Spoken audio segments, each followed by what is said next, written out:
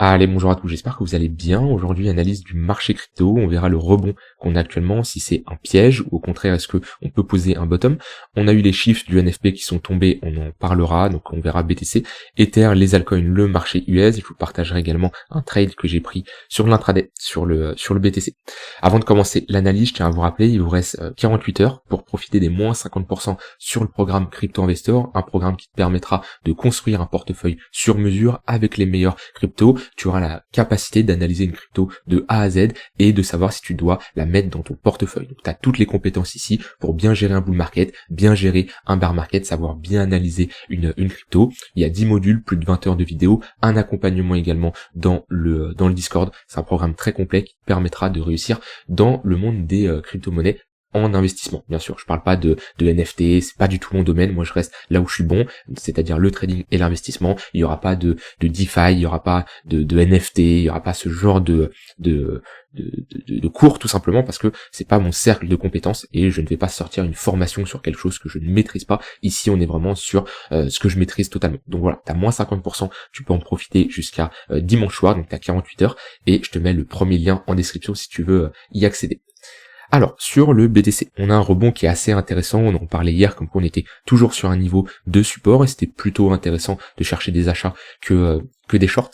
On a eu des chiffres qui sont tombés, les chiffres sur le NFP. Alors on a eu pas mal de volatilité. Alors, au début on a eu un gros pump, hein, ils sont tombés à 14h30, donc on a eu une phase haussière suivie d'un dump. Alors pourquoi on a eu cette volatilité? En fait les résultats sont positifs, mais ensuite il y a un économiste qui a partagé et qui a dit comme quoi ils allaient potentiellement être revisités. Donc voilà, c'est pour ça que le marché a crash, mais globalement ça reste des résultats encourageants, ça pourrait être bien pire. Donc c'est pour ça qu'on a eu cette forte volatilité. Maintenant sur le BTC, on est toujours sur son niveau de support. Pour moi, le niveau des 61 000 $, 60 000 $ tient toujours.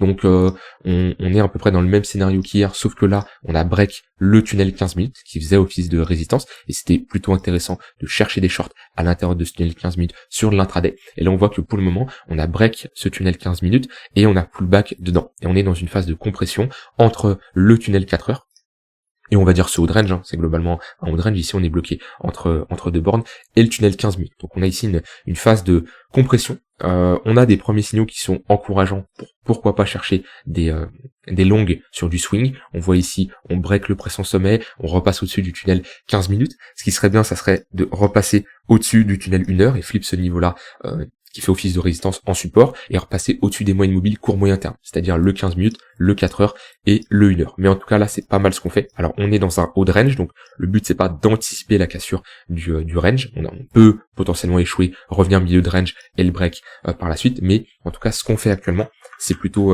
encourageant sur les marchés et surtout on a des altcoins qui réagissent plutôt bien, avec un Tao qui prend un plus 10%, des altcoins qui rebondissent bien, on a une petite baisse de la Bitcoin dominance, donc voilà, c'est plutôt pas mal actuellement ce que nous fait le BTC. J'ai pris un trade, comme je vous l'ai dit, c'était hier, alors j'ai pas respecté à 100% mon setup, parce qu'en fait mon setup me disait de rentrer là, sauf que je n'ai pas vu le trade, j'avais pas mis d'alerte, j'avais oublié, et je me suis rendu compte après. Alors l'avantage c'est que j'ai pu prendre une entrée beaucoup plus basse. Le but ici c'est de jouer un reversal, si je me mets en replay.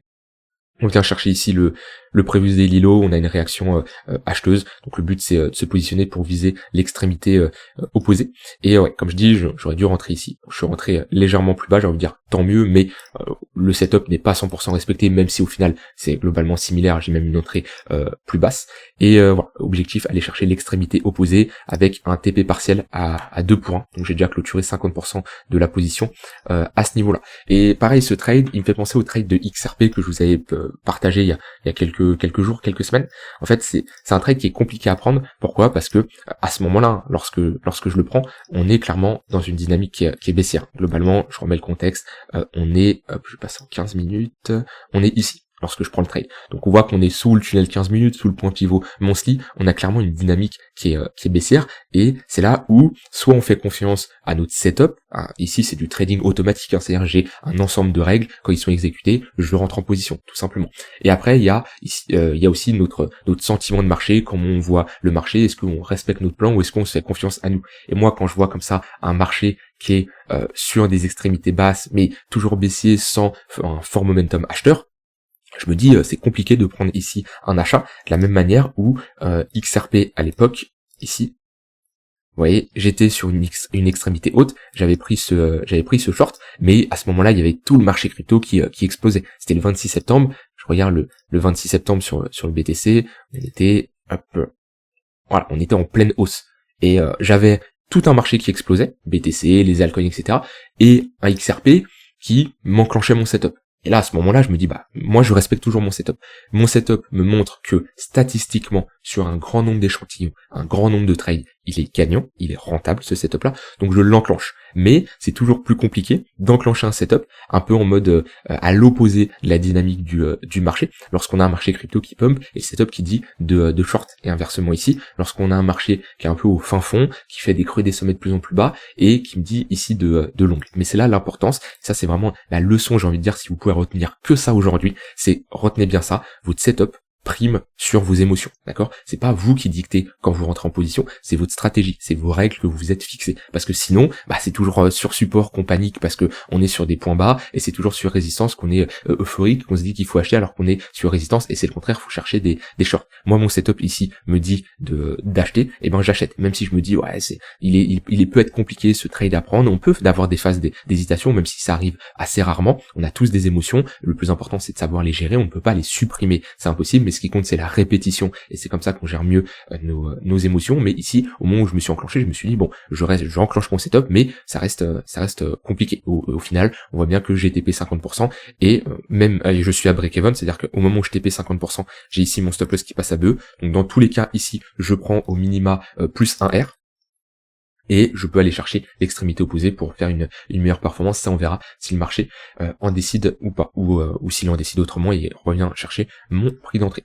Donc c'est le seul trade que j'ai pris actuellement, setup en automatique, hein. Donc c'est, comme je dis, j'ai un ensemble de règles que je respecte. J'ai pas pris d'autres trades, en plus je suis un peu malade en ce moment, et quand je suis malade, c'est une règle que je me suis fixée, je ne trade pas, à moins que, comme je l'ai dit, j'ai des setups comme ça qui s'enclenchent, ou c'est des setups en automatique, mais sinon je fais gaffe sur mes décisions que je prends. Alors il y en a qui vont dire oui, t'es dans l'extrême et tout, même en étant malade on peut regarder une charte. En fait, on s'en rend pas compte, mais quand on est comme ça devant une charte, on a tous la même chose, d'accord, on voit tous la même chose. Là, si vous mettez sur le BTC, sur BTC USD Bitstamp, en 3 heures, vous allez avoir la même information. Maintenant, on va tous interpréter cette information qu'on a devant les yeux, ça va être ça va être de manière différente, d'accord, ça c'est automatique en fonction de votre expérience, en fonction de comment vous avez été formé, en fonction de vos émotions, en fonction de comment vous vous sentez. Et automatiquement, je le dis parce que j'ai même des stats sur ça, lorsqu'on est malade, automatiquement, on est moins concentré, on est moins lucide, et notre perception de l'information est différente. Et tout ça, ça peut avoir de l'impact dans notre trading. Le marché sera toujours là. Si je rate un trade, 2 trades, c'est pas grave, d'accord? Vaut mieux rater un trade, 2 trades, que faire une grosse connerie, rater un stop loss, mal gérer sa taille de position, et on va dire perdre un trade qui va nous faire perdre des semaines, voire des mois de gains. En tout cas, moi, c'est ma philosophie, et je l'ai toujours dit, la règle numéro 1, c'est de protéger votre capital. Si vous n'êtes pas dans des conditions pour trader, c'est-à-dire que ce soit des conditions émotionnelles, que ce soit des conditions de santé, que ce soit des conditions parce que vous n'êtes pas devant vos PC, vous êtes en vacances ou autre, vous ne tradez pas, d'accord? Le marché sera toujours là, ça sert à rien de se précipiter. Alors c'est sûr, si vous partez en vacances 2 ans, c'est autre chose, si vous êtes malade 3 ans, c'est autre chose, mais là, voilà, là c'est quelques jours, hein. Demain je traderai, il y a de grandes chances, mais actuellement, voilà, c'est le seul trade que j'ai pris sur le BTC. Un trade, c'est du reversal, hein. Ici, le but, c'est de se positionner sur une extrémité opposée et d'aller jouer l'autre extrémité. Donc on fera le suivi de ce trade là, mais comme je le dis, pour le moment il se passe plutôt bien. Donc voilà, au niveau de l'update sur le BTC, on est toujours sur support, on a notre réaction. Ok, c'est vrai qu'il y avait un sentiment qui était pas mal négatif à ce niveau-là. Et comme je vous l'ai dit hier, pour le moment le niveau est pas break. Et c'est pour ça que j'utilise des zones d'intervention en daily. Il y en a qui pourraient dire ah oui, regarde, t'as clôturé légèrement en dessous de ta zone. Ici on part du principe que c'est break. Non, ce qu'on veut c'est de l'acceptation en dessous de ce niveau-là. C'est pas parce que on titille et on va clôturer de 2, 3, 4 dollars en dessous que ça y est, faut tout remettre en cause, c'est bear market, etc. D'accord, il peut y avoir des anomalies, il peut y avoir des phases comme ça de baisse un peu plus prononcées, mais globalement on reste sur un niveau de support. Alors je dis pas que ce niveau va 100% tenir et qu'on peut pas faire ça, je dis juste que techniquement, tant qu'on n'évolue pas vraiment et qu'on passe du temps, on voit que pour le moment on rejette assez rapidement, on le voit bien, les mèches à ce niveau-là, on voit bien qu'on mèche assez rapidement, on s'installe pas en dessous de ce niveau-là, tant que vraiment on n'a pas des clôtures daily sous les 60 000 $. Pour moi ici, je vise plutôt un rebond pour au moins retourner revisiter les 62 500 $, c'est déjà une bonne zone de résistance, et sinon on peut pourquoi pas revenir chercher les 64 500 $. On peut tracer un Fibo, avoir des retracements, et on voit bien que les 0,382 s'alignent parfaitement avec la zone que je vous ai dit, et les 0,118 légèrement en dessous, mais cette zone-là, globalement, notre précédent haut de range ici. Donc sur du court terme, plutôt un biais bullish là, le fait de repasser au-dessus du tunnel 15 minutes. C'est pas une zone où je vais chercher spécialement des longues, parce qu'on voit qu'il y a une contradiction entre les moyennes mobiles, c'est-à-dire qu'on repasse au-dessus du 15 minutes, mais on a un 1 heure qui est orienté à la baisse, et on a un 4 heures qui est plat. Donc là, quelqu'un qui fait de l'analyse multi-frame, qui se met par exemple sur du 15 minutes, 1 heure, 4 heures, donc c'est nos 3 moyennes mobiles. Ici, on a des moyennes mobiles en 1 heure, moyenne mobile 4 heures, moyenne mobile 15 minutes, ça me permet de matérialiser la tendance. Le but, c'est en général d'avoir une confluence au niveau des unités de temps pour chercher des longues ou des shorts dans le sens de la tendance. Ici, si on se base sur les moyennes mobiles, le 15 minutes est haussier, vu qu'on vient de le break, le 1 heure est baissier, et globalement, le 4 heures, on va dire, il est plat, voire légèrement baissier, parce qu'on est en dessous et il fait office de résistance. Donc là, quelqu'un qui fait de la continuation de tendance, j'ai envie de dire c'est compliqué. À la limite, aller chercher sur du scalping, vu qu'on a le 5 minutes ici en bleu qui est haussier, et le 15 minutes qui est haussier. Donc là, pour faire de la continuation de tendance sur du 1 minute, 3 minutes, pourquoi pas. Mais là, sur du 15 minutes, 1 heure, on est dans une phase qui est compliquée, surtout, comme je l'ai dit, on est sur résistance. Donc moi, vraiment, pour entamer une tendance là sur le BTC, je préférerais repasser au-dessus du 1 heure, repasser au-dessus du 4 heures, et avoir des moyennes mobiles orientées à la hausse, comme on a, voilà, vous voyez, comme on a ici. Là, c'est parfait. 15 minutes au-dessus du 1 heure, le 1 heure au-dessus du 4 heures. Voilà, c'est un niveau qui fait office de support. On voit bien que le 15 minutes fait office de support. Au moment où on le break, ce 15 minutes, on va surveiller le 1 heure. Le 1 heure fait office de support. Le 15 minutes fait à nouveau office de support, etc., etc. Jusqu'à temps d'avoir notre inversion de dynamique. Moi, c'est ce que j'attendrais actuellement, personnellement, pour faire de la continuation de tendance et chercher des achats. Après, rien n'empêche d'avoir des setups comme ça, où là, on se positionne pas, absolument pas même sur la continuation de tendance, mais le but, c'est de se positionner sur des réversales, c'est-à-dire d'aller chercher des zones de support, des extrémités, où le marché peut potentiellement réagir, parce qu'on va avoir de l'absorption, on va avoir de la prise de liquidité, on va avoir une réaction acheteuse, ce qui peut nous donner un risk reward comme ça, assez intéressant. Voilà. Et sinon, d'un point de vue swing, on peut être dans une zone pour chercher des achats, tout comme hier, et pour revisiter le niveau, pourquoi pas, des 64 000 $. Voilà, j'ai fait le tour sur le BTC, j'ai pas grand chose à dire. On a un Ether qui performe un peu plus que le BTC, mais il a beaucoup plus corrigé, Si on regarde ETH BTC, on est revenu chercher notre précédent niveau de support. Donc on peut, pourquoi pas, s'attendre à un Ethereum qui va performer contre le BTC les prochains jours, vu que là, on est sur un niveau de support. Maintenant, sur du long terme, on reste dans une dynamique baissière. On voit bien, le tunnel 4 heures fait toujours office de résistance. Les moyennes mobiles court terme sont toujours orientés à la baisse, et également, ils font toujours office de résistance. Donc, on revient chercher un point bas. On a quand même des chances d'avoir une réaction, vu qu'on est sur un niveau de support, et déjà, aujourd'hui, on le voit qu'on a une petite performance de Ether contre le BTC. Maintenant, moi, je suis, comme je vous l'ai dit et je vous le répète encore aujourd'hui, Ether, je laisse côté. Si j'ai des setups sur l'intraday qui s'enclenchent, je les exécute, mais sinon, sur du moyen terme, je ne fais rien, et je suis toujours positionné sur du long terme. Alors, on a quelques altcoins qui se décorrèlent. Bon, déjà, on a APT qui sort du lot ces derniers jours, depuis qu'il a validé cette pattern de retournement pullback ici sur la ligne de coup. On a une bonne réaction, et je pense qu'on est parti pour au moins les revisiter les 10 $. Ça va être un niveau important à surveiller, 0,382. On est également sur, ici, un niveau qui avait fait office de résistance auparavant. C'est également un chiffre rond psychologique. Et allez, si on veut vraiment aller chercher plein de confluence, ça n'aura pas une grande utilité, mais on va dire, souvent les gens cherchent des confluences pour se rassurer. Moi, je préfère utiliser des confluences que je maîtrise, que j'utilise assez souvent. C'est-à-dire, vous me voyez souvent utiliser les mêmes indicateurs, les mêmes outils, d'accord? Parce que c'est comme ça, quand vous maîtrisez des outils, des indicateurs, vous n'avez pas besoin d'aller chercher autre chose. Est-ce que vous m'avez déjà vu avec un RSI? Est-ce que vous m'avez déjà vu avec autre chose, avec je sais pas, Ishimoku, avec j'ai plus l'indicateur Supertrend. Voilà, Supertrend. Est-ce que c'est des indicateurs connus? Je dis pas qu'ils ne marchent pas, attention. Je dis juste que ça sert à rien d'avoir 40 000 indicateurs, j'utilise des choses simples, l'action du prix, des moyennes mobiles, des retracements de Fibo, des points pivots, le MACD, des outils, des indicateurs qui fonctionnent pour moi. Je dis pas que les autres ne fonctionnent pas, je dis juste que c'est des choses que j'ai l'habitude d'utiliser et il n'y a rien de mieux que d'être habitué à utiliser un indicateur. Le but c'est pas d'innover, d'aller chercher autre chose. Mais attention à ne pas chercher non plus trop de confluence, trop de confirmation. Si vous commencez à ajouter des indicateurs que vous ne connaissez pas pour valider votre confirmation, c'est qu'il y a un problème. Donc là, voilà, ce que je voulais dire, c'est gros chiffron psychologique au niveau des $10. On a les 0,382 de Fibo, on a cette zone de résistance, on a l'extension entre les 1,118 et les 100% d'extension. Donc là, c'est une zone intéressante, pourquoi pas, pour prendre des profits. Les gens qui sont positionnés sur APT, par exemple, au niveau des 6-7$, ça peut être une bonne zone pour prendre un TP1, en tout cas. On a Tao qui performe également bien. Moi, Tao, j'avais clôturé mon trade. Alors, j'ai deux gros trades, on va dire, sur Tao. J'en ai un très long terme où je m'étais positionné globalement à l'intérieur de toute cette zone-là, mais je vais avoir un prix moyen d'achat par là, je crois. Enfin, quand je dis par là, c'est dans cette zone-là. Et j'avais pris un trade sur Tao, je vous avais montré au moment du break, et j'avais clôturé. J'avais clôturé depuis un moment. Ouais, j'ai clôturé au niveau des 0,118 à ce niveau-là, parce que pareil, j'avais une bonne confluence d'un point de vue action du prix, nos 0,118 de Fibo. On était sur les 100% d'extension de ce range-là. Là, hop, vous voyez, si je prends le point le plus bas du range, le point le plus haut, je mets mes extensions de Fibonacci. Alors ça, on m'a demandé comment tu paramètres ça. De base, vous avez des Fibonacci qui va ressembler à ça. Voilà.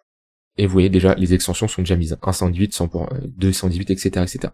Donc ce que vous pouvez faire, vous pouvez tout simplement tout cocher, tout ce qui est 0, 0, on veut juste des extensions, et vous pouvez faire inverse ici. Hop. Et voilà, vous avez vos extensions qui sont activées. 118, 218, 318, etc. Et moi, souvent, la zone que j'utilise, c'est les 118 avec les deux. Donc les deux, c'est les 100% d'extension. C'est-à-dire qu'on prend la hauteur du break ici, hop, on remet ça à la cassure, ce niveau-là, et souvent, tout le temps, ça nous donne nos 100% d'extension. C'est une bonne zone ici pour prendre des profits, et j'aime bien avoir des confluences avec des retracements de Fibo, chose que j'ai du coup ici. Voilà, donc j'avais clôturé mon trade sur Tao, maintenant il rebondit plutôt bien, on est toujours dans une dynamique qui est haussière, même si on avait quand même break les moyennes mobiles sur du court terme qui faisait office de résistance. C'est là l'importance de s'adapter.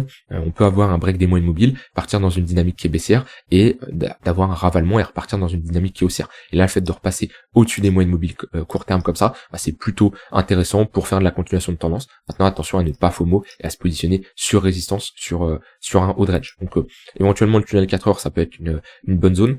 Sinon là, les pullbacks sur du 15 minutes, 1 heure, ça peut être une bonne opportunité. Vous voyez ici, 15 minutes, 15 minutes, 15 minutes, 15 minutes, office de support. Le 15 minutes qui casse, ok, prochaine zone, le 1 heure. On repasse à la hausse à nouveau. 15 minutes qui fait office de support. Cette fois-ci, on le perd, il fait office de résistance jusqu'à repasser au-dessus. Rappelez-vous, même si on évolue dans une dynamique baissière, souvenez toujours la tendance primaire comment elle est. Ici, la tendance primaire est haussière. Rien n'empêche de chercher des shorts sur l'intraday, mais rappelez-vous que, attention, la dynamique de base, elle est haussière, donc c'est quelque chose à prendre dans votre gestion de risque et dans votre manière de vous positionner.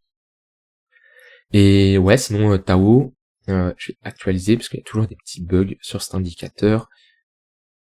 Donc indicateur qui me permet de voir les altcoins les plus fortes.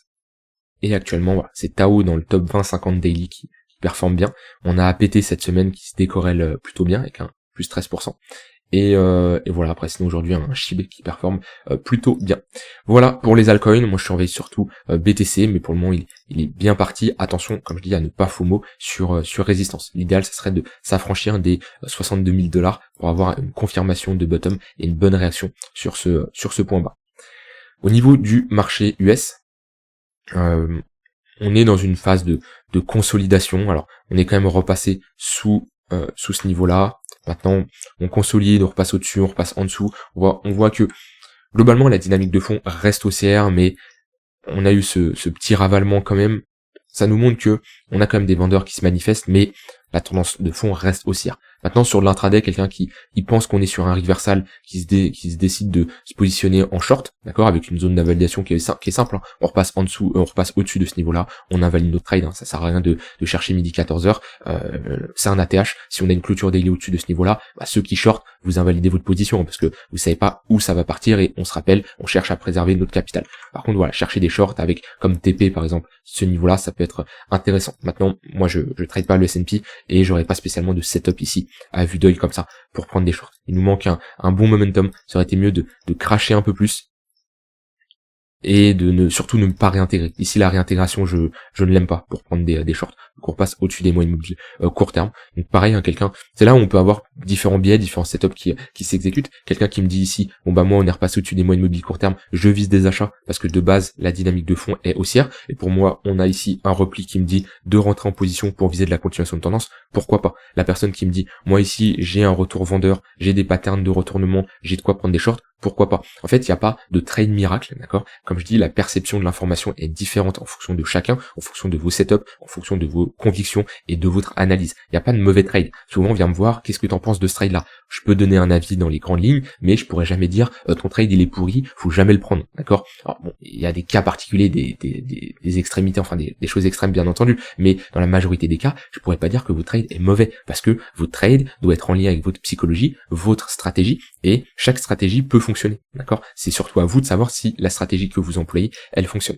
Donc c'est là où quelqu'un peut chercher un long et quelqu'un peut chercher un short. Et moi, si on m'avait dit ça quand je commençais le trading, on m'aurait dit, tu sais que là, on est dans une phase où une personne peut chercher des shorts et des longs, et c'est pas pour ça que les deux sont mauvais et que les deux se trompent. Moi, j'aurais dit c'est pas possible. Il y en a un automatiquement qui va se tromper, et il y en a un qui est mauvais, tout simplement. Alors que non, quelqu'un peut bien sûr prendre un stop loss là. Hop, on va dire que le mec qui cherchait des longues, il se fait stop loss. Le mec qui cherche des shorts ITP, il prend ses gains tout simplement. Mais c'est pas pour ça que les deux traders sont perdants. Un trade ne veut rien dire et une stratégie ne veut rien dire. On peut, ça se trouve, exécuter quelqu'un. Le shorter il prend ses TP, le stop loss de l'acheteur il est ici et aller chercher l'autre et les deux sont gains. C'est possible. Mais ça, voilà, soyez souple au niveau de votre état d'esprit là-dessus. Dites-vous que deux personnes peuvent avoir un avis différent et les deux peuvent être rentables. C'est pas parce qu'il y en a un qui short et un qui long que les deux sont mauvais et que les deux, peut-être qu'il y en a un des deux qui va se tromper, mais un trade ne veut absolument rien dire. Et ça, comme je dis, quand j'étais débutant, si on me disait ça, jamais je l'aurais cru. C'est soit noir ou blanc, soit en short, soit en long, mais c'était pas possible ce genre de vision que j'aurais eu. Mais ça, c'est avec le temps, à force de tester des choses, de côtoyer d'autres traders qu'on s'en rend compte. Rien d'autre à rajouter de plus. Comme je dis, on va sur BTC, je vous ferai une update en fonction de comment ça évolue. Je vous souhaite une très bonne fin de journée. Je vous rappelle, vous avez moins 50% sur le programme Crypto Investor à profiter. Il vous reste 48 heures pour profiter de l'offre. N'hésitez pas à me contacter en message privé. Il y en a qui m'ont posé des questions, il y en a qui ont rejoint le programme. D'ailleurs, ceux qui ont rejoint le programme et qui m'ont pas encore contacté en message privé, faites-le pour que je vous donne accès au groupe privé, parce que vous avez un groupe privé qui réunit toutes les personnes qui ont suivi le programme Crypto Investor, donc ça permet d'échanger, ça permet d'avoir mon retour, le retour des autres, et c'est comme ça également qu'on progresse. Le fait d'être dans une communauté, ça vous propulse vraiment vers le haut. C'est comme ça que moi j'ai appris, que ça soit à trader et à investir, et c'est clairement un gros gain sur vos connaissances et votre manière d'évoluer tout simplement dans ce milieu. Voilà, je vous mets le premier lien en description, et je vous souhaite une très bonne fin de journée. Bye bye.